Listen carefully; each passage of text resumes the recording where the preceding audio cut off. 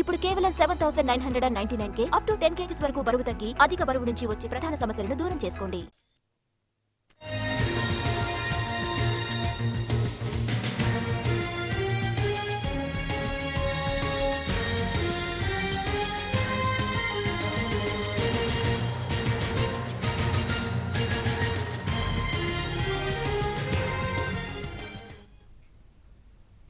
Delhi liquor scam లో BRS MLC కవిత bail petition పై ఇవాళ సుప్రీంకోర్టులో విచారణ జరగనుంది.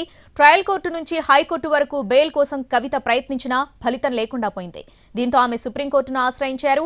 విచారణ చేపట్టిన justice B R Gavai, justice Viswanathan ధర్మాసనం ఈ నెల 12న సిబిఐ, ఈడీకి సుప్రీంకోర్టు నోటీసులు ఇచ్చింది. దర్యాప్తు సంస్థలు కౌంటర్ దాఖలు చేయడంతో ఈ నెల 20వ తేదీ మరోసారి విచారణ జరిపి కేసును ఈ రోజుకు వాయిదా వేస్తుంది.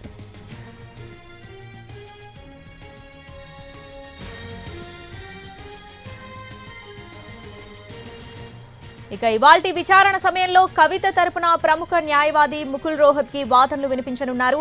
ఈసారి కవితకు బెయిల్ తప్పకుండా వస్తుందనే ధీమా బీఆర్ఎస్ శ్రేణుల్లో కనిపిస్తుంది. మరోవైపు గులాబీ పార్టీ వర్కింగ్ ప్రెసిడెంట్ కేటీఆర్, మాజీ మంత్రి హరీష్ రావుతో పాటు బీఆర్ఎస్ ఎమ్మెల్యేలు, ముఖ్య నేతలు ఢిల్లీకి వెళ్లారు.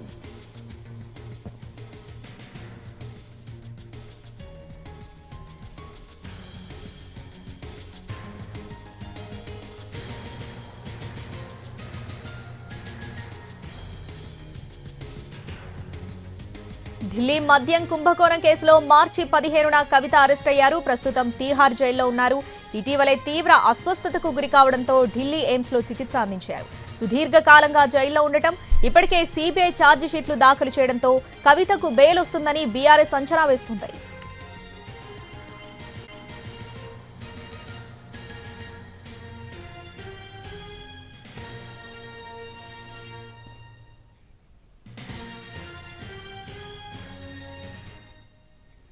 ఢిల్లీ లిక్కర్ స్కామ్ లో బీఆర్ఎస్ ఎమ్మెల్సీ కవిత బెయిల్ పిటిషన్ పై ఇవాళ సుప్రీంకోర్టులో విచారణ జరగనుంది. దీనికి సంబంధించి పూర్తి అప్డేట్స్ మా ప్రతినిధి రాజు లైవ్ లో అందిస్తారు. రాజు, కవితకు బెయిల్ వస్తుందా రాదా అనే ఒక టెన్షన్ అయితే నెలకొంది.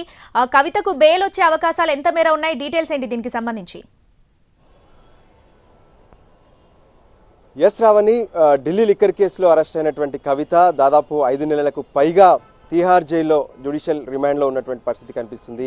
ఈ నేపథ్యంలో ఇప్పటికే తీహార్ జైల్లో ఉంటున్నటువంటి కవిత అనారోగ్యంతో కూడా ఇబ్బందులు పడుతున్నారు. ఇప్పటికే 2 సార్లు బయట ఆసుపత్రికి తీసుకెళ్లి వైద్య సేవలు కూడా అందించినటువంటి పరిస్థితి కనిపిస్తుంది. ముఖ్యంగా జైల్లో ఉన్నటువంటి కవితకు కొంత గైనిక్ సమస్యలతో పాటు మరోపక్క వైరల్ ఫీవర్తో బాధపడుతున్నట్టుగా తెలుస్తుంది. అయితే లిక్కర్ కేసులో ప్రత్యేకంగా మొదట అంటే ఈడీ ఎన్ఫోర్స్మెంట్ డైరెక్టరేట్ పిఎంఎల్ఏ చట్టం కింద మార్చి 15వ తేదీన హైదరాబాద్లో అరెస్ట్ చేసి ఢిల్లీకి తీసుకొచ్చారు. ఆ తర్వాత 10 రోజుల పాటు ఈడీ తమ కస్టడీలో ఉంచుకొని విచారణ కూడా జరిపినటువంటి పరిస్థితి కనిపించింది. సో ఆ తర్వాత ఏప్రిల్ 11వ తేదీన కవితను సిబిఐ కూడా అరెస్ట్ చేసింది లిక్కర్ కేసుకు సంబంధించినటువంటి వ్యవహారంలో. సో ఈ 2 కేసుల్లో కూడా తనకు బెయిల్ ఇవ్వాలంటూ మొదట ఈ కేసును విచారణ జరుపుతున్నటువంటి ట్రయల్ కోర్టుగా ఉన్నటువంటి రౌజ్ ఎవెన్యూ కోర్టులో బెయిల్ పిటిషన్లు దాఖలు చేశారు. అయితే ట్రయల్ కోర్టు బెయిల్ను తిరస్కరించడంతో ఆ తర్వాత ఢిల్లీ హైకోర్టును కూడా ఆశ్రయించారు. ఢిల్లీ హైకోర్టు సైతం బెయిల్ని తిరస్కరించింది సిబిఐ, ఈడీ కేసుల్లో బెయిల్ ఇవ్వడానికి. వాస్తవానికి లిక్కర్ కేసుకు సంబంధించినటువంటి వ్యవహారంలో కవిత కీలక సూత్రధారిగా ఉన్నారు. ముఖ్యంగా సౌత్ గ్రూప్తో ఒక గ్రూప్ ఫార్మేషన్ అవడమే కాకుండా ఆమ్ ఆద్మీ పార్టీకి 100 కోట్ల రూపాయలు ఇవ్వడం, తర్వాత తన బినామీల ద్వారా లిక్కర్ వ్యాపారంలో కవిత భాగస్వామిగా ఉన్నారనే విషయాన్ని కూడా సిబిఐ, ఈడీలు ఆరోపణలు చేస్తున్నాయి. అదే విషయాన్ని ఛార్జ్షీట్లో కూడా పొందుపరిచినటువంటి దాఖలాలు కనిపిస్తున్నాయి. ఇక మరోపక్క కవితకు బెయిల్ ఇవ్వడం వల్ల ఖచ్చితంగా సాక్ష్యాలపై ప్రభావం చూపడంతో పాటు ఎవరైతే సాక్షులుగా ఉన్నారో వాళ్ళపైన కూడా బెదిరించే అవకాశం ఉందని చెప్పి కోర్టులో ఇప్పటి వరకు పేర్కొన్నటువంటి పరిస్థితి కనిపిస్తుంది. అయితే అటు trial court, high court, Delhi high court ఈ 2 కూడా లిక్కర్ కేసులో బెయిల్ ఇవ్వడాన్ని నిరాకరించడంతో ప్రస్తుతం కవిత సుప్రీంకోర్టును ఆశ్రయించారు. సుప్రీంకోర్టులో గత విచారణ సందర్భంగా ఈడీ, సిబిఐలకు కవిత బెయిల్ పిటిషన్ పైన అఫిడవిట్ దాఖలు చేయాలని చెప్పి సుప్రీంకోర్టు ఆదేశాలు జారీ చేసింది. సో దానికి అనుగుణంగానే ప్రస్తుతం సిబిఐ, ఈడీలు 2 కూడా తమ అఫిడవిట్ను దాఖలు చేశాయి. సో అఫిడవిట్లో కూడా తాజాగా కవితకు బెయిల్ ఇవ్వద్దు, కవితకు బెయిల్ ఇస్తే ఖచ్చితంగా సాక్ష్యాలను ప్రభావితం చేస్తారు, అంతేకాదు సాక్షులుగా ఉన్నటువంటి వాళ్ళు ఎవరైతే ఉన్నారో వాళ్ళను బెదిరించే అవకాశం ఉందని చెప్తున్నారు.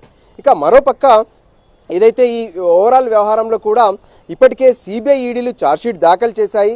సో తమ ఆరోగ్యం కూడా బాగలేదు కాబట్టి కవితకు ఒక మహిళగా, రాజకీయ నేతగా, ప్రజాప్రతినిధిగా ఉన్నటువంటి కవిత బెయిల్కు అర్హురాలు. సో సుదీర్ఘంగా అంటే 5 నెలలకు పైగా జైల్లో ఉన్నారు. అంతేకాదు ఇప్పటికే విచారణ జరగాల్సిందంతా కూడా జరిగిపోయింది. దాదాపు 463 మందిని ఇప్పటికే లిక్కర్ కేసులో ఈడీ సిబిఐలు విచారణ కూడా జరిపాయి. సో అందుకోసమే కవితకు బెయిల్ ఇవ్వాలనేటువంటి వాదనలు కవిత తరపున సీనియర్ కౌన్సిల్ ముకుల్ రోహిత్గి వాదనలు వినిపిస్తున్నటువంటి పరిస్థితి కనిపిస్తుంది. సో ఓవరాల్గా ఈరోజు కవితకు బెయిల్ వస్తుందా రాదా అనే ఒక టెన్షన్ అయితే కనిపిస్తుంది. మరోపక్క ఈరోజు కవిత కేసుకు సంబంధించినటువంటి విచారణ ఏ విధంగానైతే justice B R Gavai, justice K V విశ్వనాథుల ధర్మాసనం ముందు జరగబోతుంది.